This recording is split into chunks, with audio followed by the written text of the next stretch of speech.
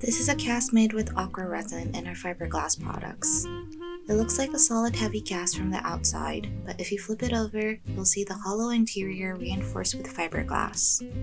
It's lightweight and remarkably rigid, even though the walls are quite thin. In this tutorial, I'll explain the benefits of adding fiberglass to your projects and show you how to reinforce your Aqua-Resin cast using fiberglass. To learn more about our fiberglass products, Aqua-Resin, and how to make solid castings, check out our Aqua-Resin Fiberglass and Aqua-Resin 101 videos linked in the description below. Incorporating fiberglass into your Aqua-Resin projects allows you to create highly rigid structures with less material, making your projects lighter. While fiberglass isn't necessary for smaller projects that can be cast solid, it's incredibly useful for large-scale pieces, works that need extra durability, or projects that need to be lightweight. Fiberglass reinforcement can be used to cast sculptures and molds or to coat foam and other materials, creating a durable Aqua-Resin shell. In this tutorial, I'm going to use this silicone pyramid mold to show you how to make fiberglass reinforced casts like this one. I'll start with a brush-on gel coat layer of Aqua-Resin, followed by the application of fiberglass. This first layer helps create a smooth surface so the fiberglass won't show through. In technical terms, this is called the gel coat. To start, I'll share a quick trick for achieving a clean edge when working with fiberglass. I'll be applying tape around the edge of the mold to create a thin wall that will keep the fibers in place. When casting with fiberglass, loose fibers often stick out from the edges of your mold, making the bottom of your cast look unfinished. By using this method, you'll get a clean edge and save a lot of time refining the edges when finishing your casts. First, I'll apply a thin layer of the LXF liquid component of Aqua-Resin onto the rim of the mold and let it dry.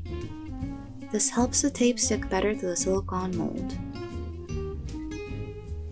Once it's dry, I'll stick the tape along the rim to form a lip. With that done, I'll set the mold aside and prepare the Aqua-Resin mixture for the first brush-on gel coat layer.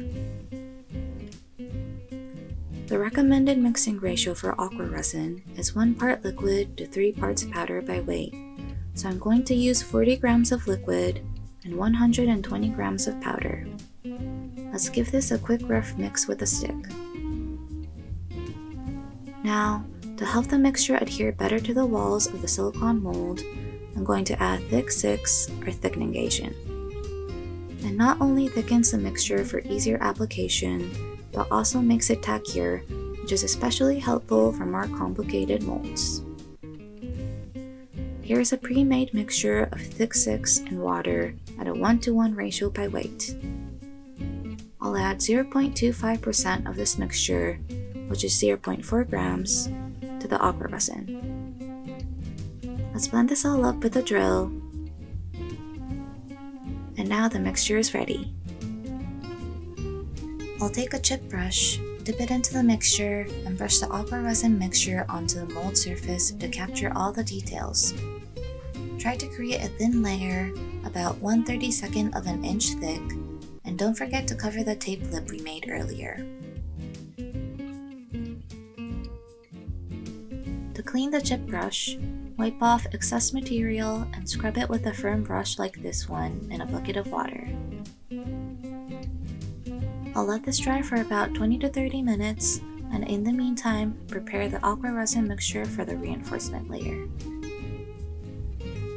For the reinforcement layer, I'll use the same mixing ratio, 40 grams of liquid to 120 grams of powder, but this time I won't add the thick 6. Let's blend this with a drill. And now the Aqua-Resin is ready. I'll be using this mixture with our 3.5-inch Aqua glass to reinforce the gel coat. Always wet the surface with Aqua-Resin before adding fiberglass, so once again, I'll take a chip brush and apply a layer of Aqua-Resin to the surface. Next, I'll sprinkle the aqua glass onto the wet surface and tamp it down with a brush, making sure the aqua resin fully penetrates the fibers and seeps through to the surface. Press the fibers firmly into place since the gel coat is flexible and can pull away from the wall, creating unwanted pockets. If you're having trouble with the gel coat getting punctured while applying fiberglass reinforcement, you can either apply another layer of gel coat or mix 0.25% of 1/2 inch aqua glass by weight directly into the first aqua resin gel coat mixture. This will make the gel coat significantly stronger and puncture resistant. Finally, I'll place the weight on top of the mold to keep the tape edges flat while it dries. I'll wait about 90 minutes for it to set before demolding the cast. Now, let's take a look at how it turned out. I'll carefully remove the tape, and as you can see, it has a clean edge. For an even smoother finish, we can apply a thin layer of aqua resin and refine it with waterproof sandpaper. Next, let's take the cast out of the mold. Always be sure to pull on the mold, not the cast, to prevent any cracks. And here it is. It's lightweight, very rigid, and has a smooth surface. If you want a cleaner finish on the inside walls of your casts, try applying 10 ml aqua veil to smooth out the surface. As we demonstrated in this video, you can use any of our fiberglass products with aqua resin to reinforce your projects. You can also layer or combine different fiberglass products for added rigidity. If you're planning a project that requires extra durability, needs to be lightweight, or is large scale, we highly recommend incorporating fiberglass reinforcement into your work. If you have any questions, feel free to leave a comment or send us an email to the address in the description. We're happy to help with your projects. If you found this video helpful, don't forget to hit subscribe and follow our channel for more aqua resin content. Thanks for watching!